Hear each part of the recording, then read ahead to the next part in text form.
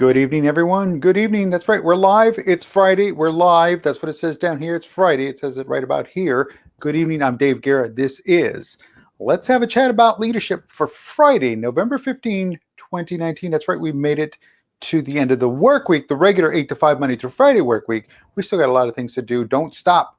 Again, the side hustle. If you don't have one, get one. Everybody needs a side hustle.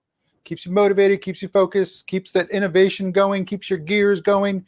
Because, you sit there 8 to 5 Monday through Friday, you just get bored. It's like, oh, when is the clock going to hit? Eventually it finally hits. And then what do? You go home, you go relax, you go party, you go drink, you go whatever. But are you doing something extra? Are you earning money for what you're doing?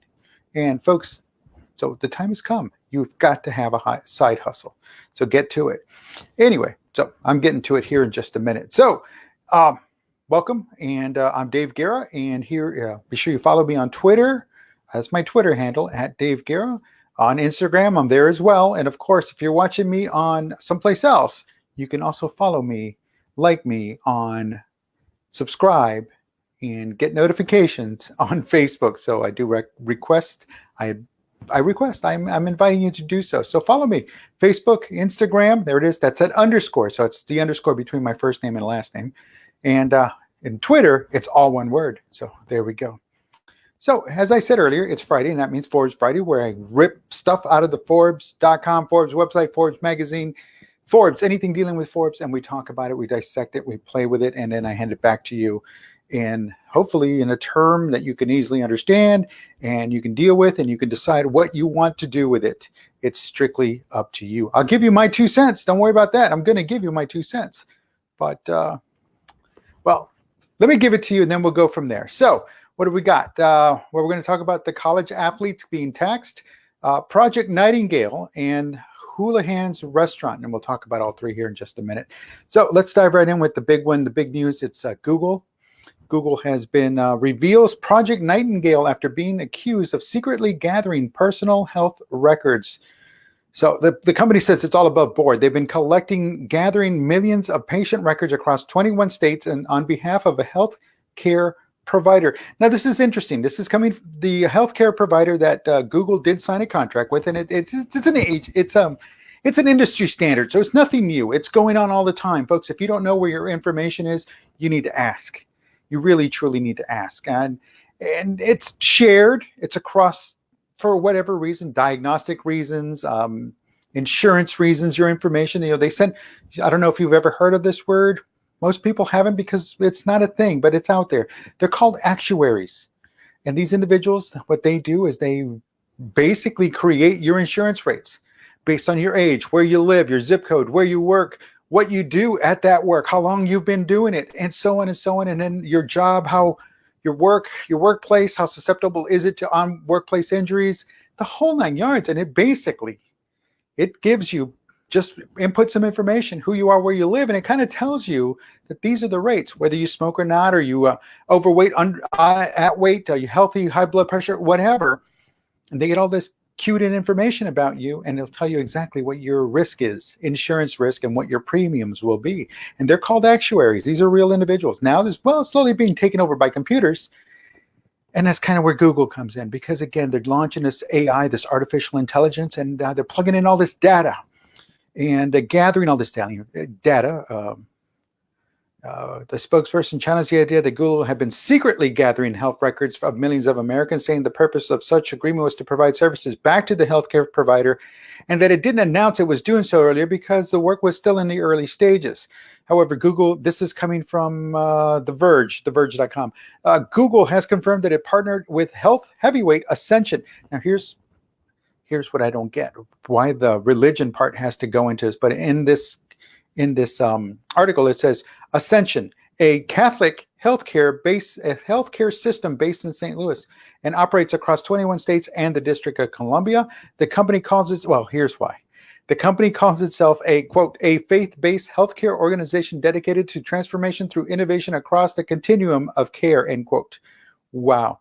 So they're going to start plugging in this artificial intelligence and start to see what they can do and kind of prepare people, let them know what their risks are, what's going on, how apt they are to getting healthy or not getting healthy, or developing a disease, and so on and so on. So I understand the function behind it, but again, it's one of those that we need to be more aware that it is going on a little bit more than just Google. Google came into this, and why did this make the news? Because Google, first they acquired Fitbit. Remember I talked about that not so many Fridays ago, and sharing that information. And then now they're moving into the healthcare information. So it's just a matter of time, the natural progression of things. With that being said, again, we need to ask, where is our information? Who has it? How many people have access to it? And at what level do they have? Apple just announced a app, the health app. Oh, I forgot what it was called, but health research app or something like that. Research app. And you yourself, but you have to have the right Google device, the right Apple device, and the correct version of the watch. If you don't have the Apple one, I'm not wearing mine today, but if you have an older generation one that still works perfectly well, why trade it in for anything else? You're not going to be able to participate. Just letting you know that it's not going to work for you. So I tried downloading it to my phone. I have an iPhone 8. My watch will not accept it, so it didn't download. It didn't show up in the search for it. So pretty interesting. Unless somebody else knows something different, let me know. Okay, so got a little something here. It's itching. Okay, anyway, there it is again. Okay, so moving on. So again, ask where your information is. Be aware of where your information is going, and we'll go from there.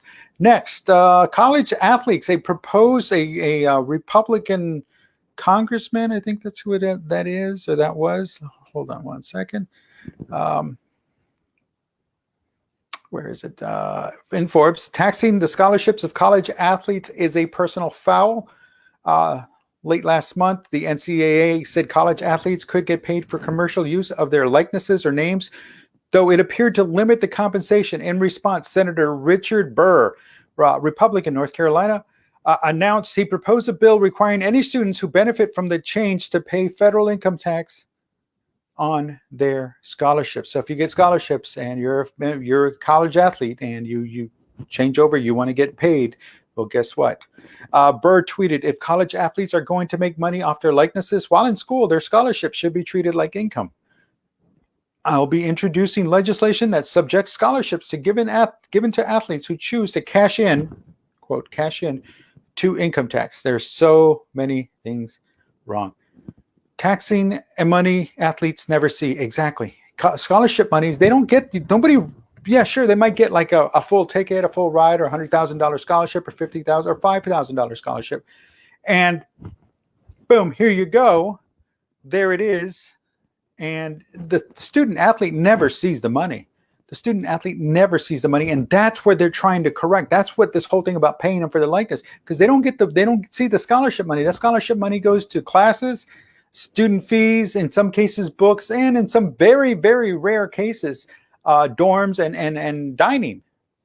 So that's where that money goes. So that never actually touches the kids' hands, folks. It goes to, say, their Treasury Department or their bursar's office or whatever, and then that money gets deposited into their account. If there happens to be money left over at the end of the semester, they'll get a slice of it. They'll get whatever. But they're not going to get, say, if there's $5,000 left, they're not going to get all $5,000. Some of it gets refunded back. They'll end up getting a little bit, because again, that just creates more debt for the students. So it just depends. But they don't see that money. They don't see that money. So why should they be taxed on the money? Yeah, they should be taxed on the scholarship. I mean, not the scholarship, the money that they make from their likenesses and stuff like that. So again, it's all about being careful and watching what's going on. It goes on to continue on. They could lose their scholarships. If you borrow more than 800, yes, 800, you can be signed up for suspended for up to 8 games. That's the current rule. So it's crazy.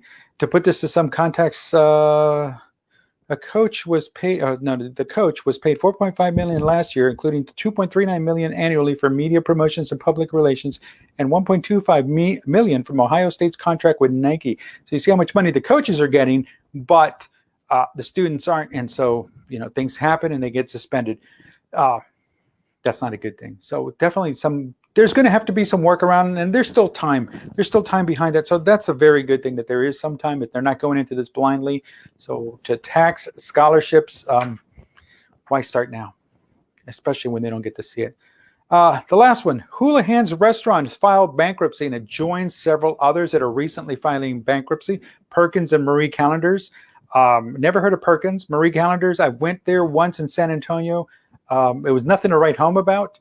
And I like their stuff that they sell in the grocery store, but I don't like the actual restaurant. It was just too bland. I don't know. I didn't like it. Kona Grill, yeah, I've heard of that. And Restaurants Unlimited, that's a West Coast chain of restaurants. And again, they're shutting down. But what's going on is that people aren't going to them. The 35 to 44 crowd, they're down from 41% last year. They're down to like 33% of those individuals going. The younger ones, the younger crowd, they're not going because they're one of a couple of things. They're not making enough money, or they're carrying too much debt to be able to have that disposable income. And the retirees, well, they've retired, so their disposable income has gone away. So it's one of those situations that it just comes with time. It's one of those waves that you ride. So investing in restaurants right now might not be the thing to do, but then again, it might be the thing to do on those that are actually winning. One of the ones that's actually winning is Darden Restaurants. Darden Restaurants, and you probably don't know the name, or you probably never heard Darden Restaurant, but you've heard the name of the restaurants. And we're talking Olive Garden. What's that other one? Steakhouse one, some steakhouse. And, what's the other one? Red Lobster. There we go. So if you ever see them, you're probably going to see them clustered in a real close area to each other, real proximity to each other. And they're winning. They're doing the right thing. That Darden group actually did jump in and took care of troubles. They're not out of the woods yet, but they're not as deep in the woods as they used to be. And I'm talking about Olive Garden. But again, same thing with what's that one? All you can eat shrimp night over at Red Lobster. Yeah, they need to work on that whole all you can eat thing, or the never ending soup and pasta bowl. Those never ending promotions, they really need to work on them, because it's not that we don't want it. It's not that, we are going to eat them out of house and home. But what I'm saying is that every time I've tried it, and this was years back, every time I tried it, and pretty much I don't think it's changed, because I keep hearing the same response. They'll come in, they'll get you your first one, they'll get you your second one. And if you ever want a third one, good luck trying to flag somebody down to get you a third one.